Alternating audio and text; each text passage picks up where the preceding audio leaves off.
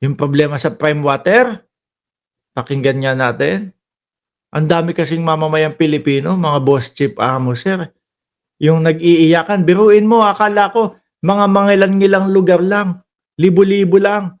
16 million ang apektado nung Prime Water nila, mga bossing. Of my life is now in public service. Ayan.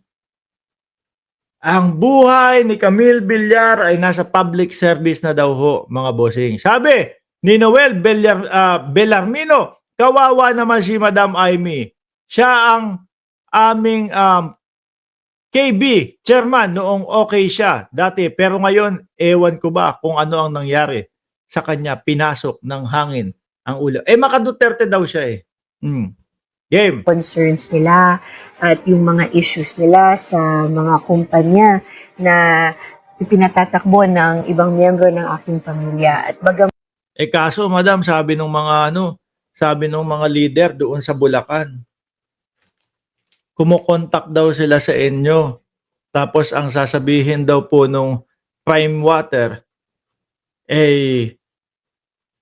hindi hawak ng lokal sila o hindi sila sakop ng lokal. Sakop sila ng nasyonal. Yun po yung sabi, madam no? At meron daw po kayong mga hotline doon sa Prime Water, pero wala naman daw pong sumasagot. Kaya po ang gobyerno ni Pangulong Bongbong Marcos, simula po, nung pumutok itong issue na to, may ganyan palang problema. Hindi naman porket na tumatakbo si Camille Villar under ng alyansa, hahayaan natin yung ganyan. Sorry, hindi naman po porket na pinakamayaman na tao si Villar sa Pilipinas, ipagsasawalang bahala na lang natin yan. Hindi. Kailangan solusyonan. Kailangan yung mga nahihirapan na kapwa natin Pilipino maputol yung paghihirap.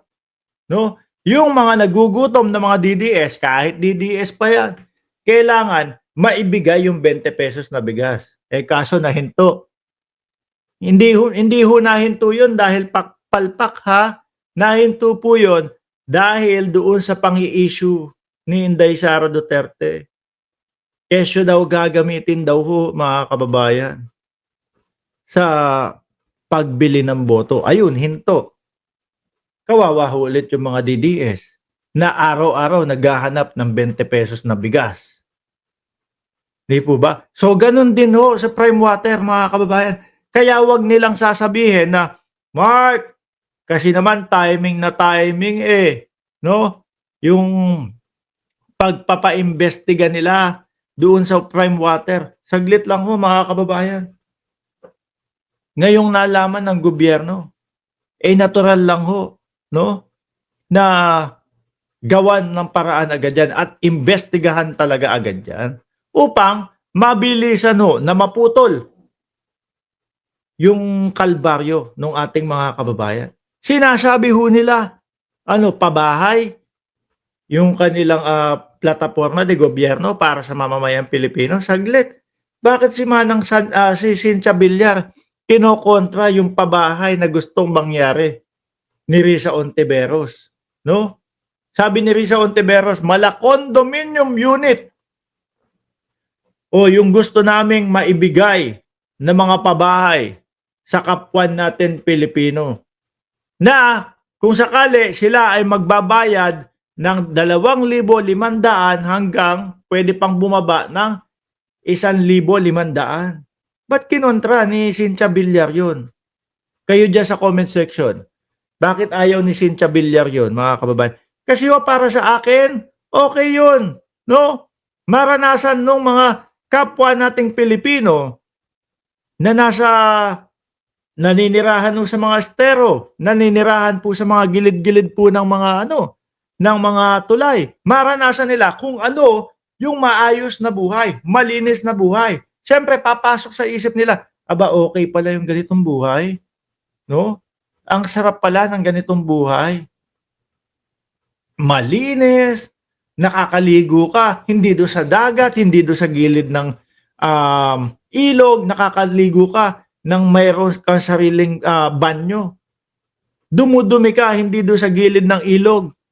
Dumudumi ka ng may sarili kang kasilyas. Hmm. Ngayon, sasabihin ng mga yan, aba okay pala to. Pag-igihan natin ang buhay natin, kumayod tayo ng maayos. Pagtulong-tulungan natin tong magkakapamilya na manatili ang estado ng ating buhay ng ganito. Total naman 1,500 lang o 2,500 lang yung babayaran natin dito sa pabahay. Oh. Pero nagtataka ako, bakit ayaw ni Cynthia Villar?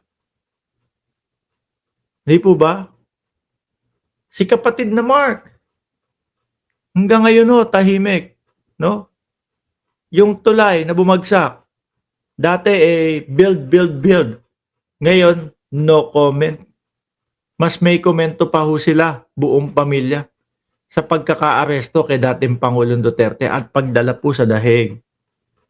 Di ba, Madam Villar? At 100% of my life is now in public service, talagang naririnig po natin ang mga hinanaing ng ating kababayan.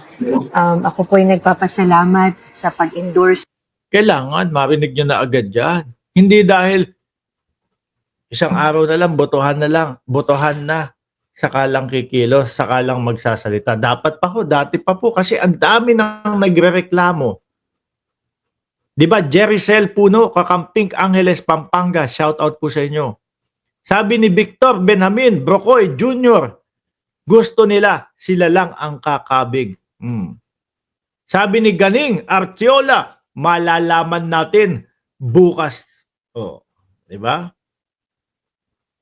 Hindi kaya ito inilabas yung video ni Camille Villar isang araw bago mag-eleksyon? No? Baka naman pagkatapos po ng eleksyon, madam, kunyari hindi kayo nanalo o nanalo kayo. Biglang nakalimutan na naman yung 16 na milyon, no, na populasyon na naghihirap dahil po sa tubig ng prime water. Di po ba? Ayaw ni Villar sa panukala ni Ontiveros na kondo ang gawin dahil hihina ang negosyo ni Villar na mga subdivision.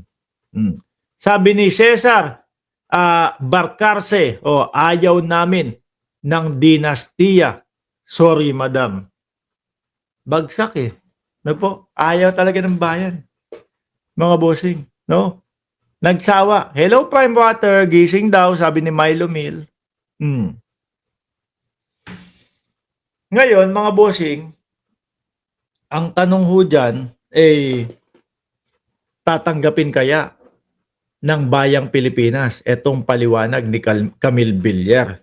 Baka, sorry, tagal nyo nang nakaupo dyan sa Senado. Di nyo kami pinapansin. Di ba? Di nyo kami pinapansin. Ngayon, isang araw na lang ang eleksyon, may paliwanag ng ganito. So, at suporta at tiwalang ibinigay po sa akin ni VP Sara at talagang makakaasa po kayo na hindi ko po siya at hindi ko po kayo bibiguin.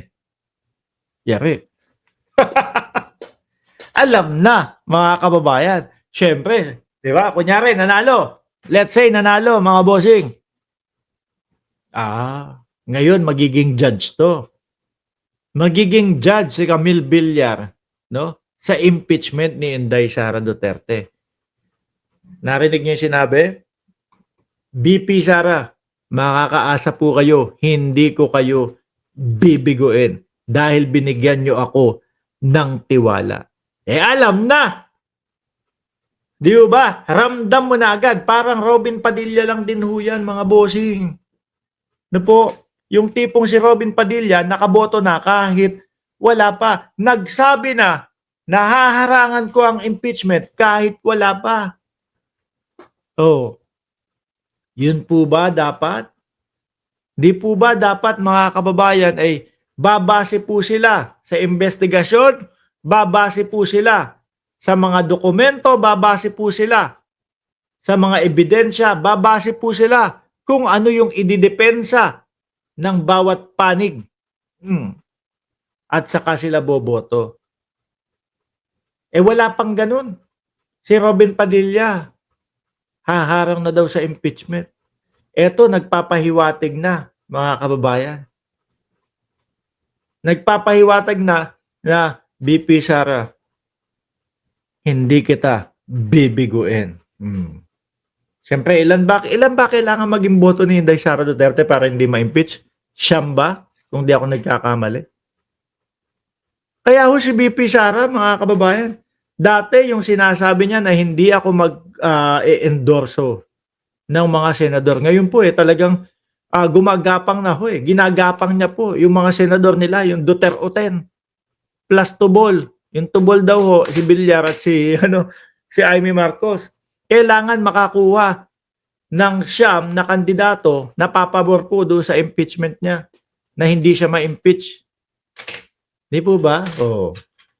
Kaya iba na ngayon. Kaya, eto baka naman kasi ang isipin nyo, doon tayo sa mga tumatakbong senador na impeachment, na i-impeach si Inday Sara Duterte.